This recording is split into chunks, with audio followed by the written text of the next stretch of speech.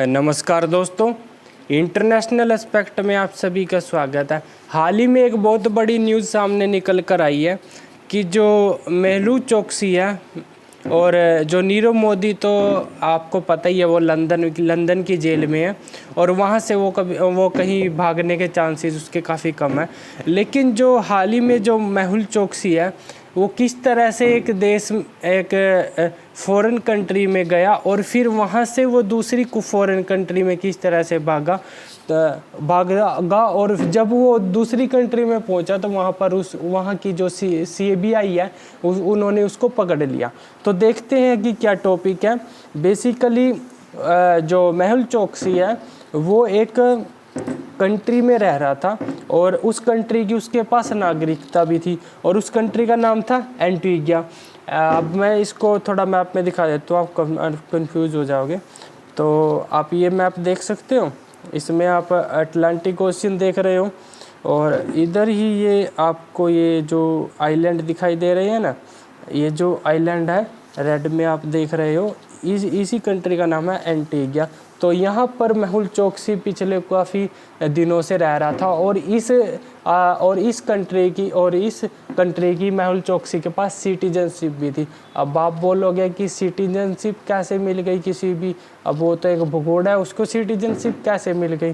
तो बेसिकली मैं आपको बता दूं कि जो एंटीगा की जो पॉपुलेशन है ना वो ऑलमोस्ट 1 लाख के करीब है और ये लोग और इन्होंने एक स्कीम और इन्होंने एक सिटीजनशिप स्कीम लॉन्च की हुई है जिसके अंडर अगर कोई भी मतलब पूरी दुनिया में कोई भी लगभग 75 लाख के करीब का अमाउंट बनता है, वो अगर इनकी कंट्री में इन्वेस्ट करता है, हालांकि ये अमाउंट उनको बाद में वापस मिल जाएगा, लेकिन कोई भी अगर ये करता है और लगभग कुछ और वहाँ पर सेटल होने के लिए हाउस रेंट वगैरह सब, तो लगभग 1.5 करोड़ रुपए में कोई भी पर्सन किसी भी कंट्री से यहाँ पर सेटल ईज़िली हो सकता है, इतना कुछ अमाउंट लेकर, और ऊपर से उसको वहाँ की सिटीजनशिप भी मिल जाएगी। तो ऐसा ही मेहुल चोकसी ने किया। अब इतने मतलब अरबों रुपये PNB के उससे लेकर तो 75 लाख 1.5 करोड़, इसमें तो कुछ उनको फ़र्क पड़ने नहीं वाला और ऊपर से उसको नागरिकता भी मिल गई वहाँ की, तो वो यहाँ पर रह रहा था। अब जब इंडियन गवर्नमेंट ने एंटीगा की गवर्नमेंट से बात की तो उनको पता चला कि ये तो एक फाइनेंशियल क्रिमिनल है। फिर इसको देखते हुए मेहुल चोकसी ने वहाँ की जो कोर्ट है ना उसमें केस कर दिया कि आप मेरे को इंडिया नहीं भेज सकते, मैं तो आपका नागरिक, आपके देश का नागरिक हूँ। अब उन्होंने बोला कि बात भी सही है इनकी। फिर मेहुल चोकसी ने वहाँ पर वकील किया और वो कोर्ट में इस केस कर दिया कि आप लोग मेरे को इंडिया नहीं भेज सकते।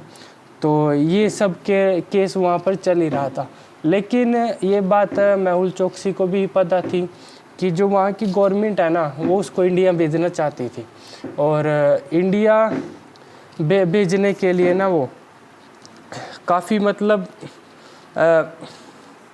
इंडिया भेजने के लिए वो काफ़ी तैयार थे।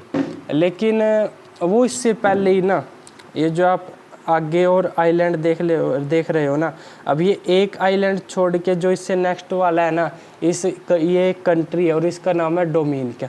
जब ये बोट से एंटीगा से डोमिनिका की तरफ बोट से गया और तब वो यहाँ पर डोमिनिका की लैंड में पहुँचा, तो यहाँ की जो CBI है ना उन्होंने इसको पकड़ लिया। अब इसको पकड़ लिया तो जो वहाँ के तो उन्होंने देखा कि ये पर्सन कौन है, तो पता चला कि ये तो मेहुल चोकसी का और फिर ये भी पता चला कि ये एक फाइनेंशियल क्रिमिनल भी है। तो इस बात को लेकर और फिर उनको ये भी पता लगा कि ये एक एंटीगा का नागरिक है, यानी कि उस कंट्री की उसके पास सिटीजनशिप है। अब इतने सारे एस्पेक्ट्स को देखते हुए जो वहाँ की गवर्नमेंट है ना, जो एंटीगा की गवर्नमेंट है, उनको ये बात पता लगी कि वो डोमिनिका कंट्री में भाग चुका और वहाँ वो हिरासत में है। अब जो प्राइम मिनिस्टर है एंटीगा और बारबुडा के, यह फ़ोटो देख रहे हो ना, ये प्राइम मिनिस्टर है एंटीगा और इन्होंने बोला कि भाई जो हमारे के अगर आपके पास ना एक गोल्डन अपॉर्चुनिटी है कि आप इसको इंडिया भेज दो। अब उसने ऐसा क्यों बोला?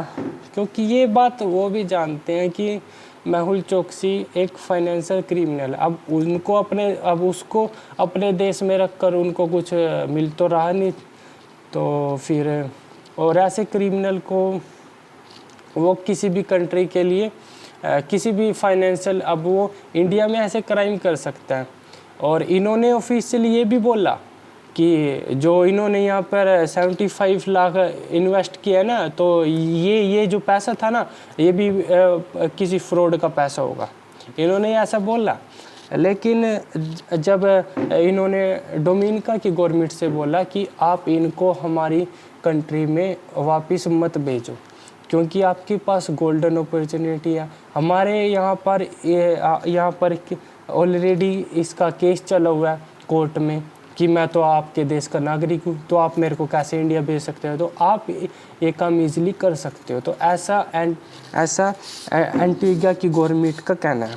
अब जो डोमिनिका की गवर्नमेंट है वो इस बात से एग्री होगी कि हम चोकसी को ना एंटीगा में नहीं भेजेंगे, हम इसको इंडिया भेज देंगे। अब इसी बात को लेकर ये सारा जो टॉपिक है वो सारा अभी न्यूज़ में आया हुआ है। और जो ब्राउने हैं उनका कहना है कि जो इंडियन गवर्नमेंट है वो हमारे डायरेक्ट कांटेक्ट में है और कोऑपरेशन कर रहे हैं कि किस तरह से इसको वापस इंडिया भेजा जाए।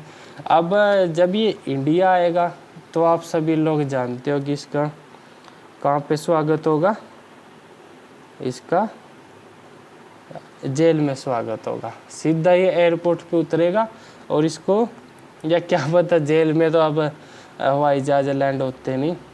तो ये था इस वीडियो का एंड। अगर आपको वीडियो अच्छी लगी तो हमारे चैनल को सब्सक्राइब कीजिए, ऐसी और वीडियो हम लेकर आते रहेंगे। धन्यवाद।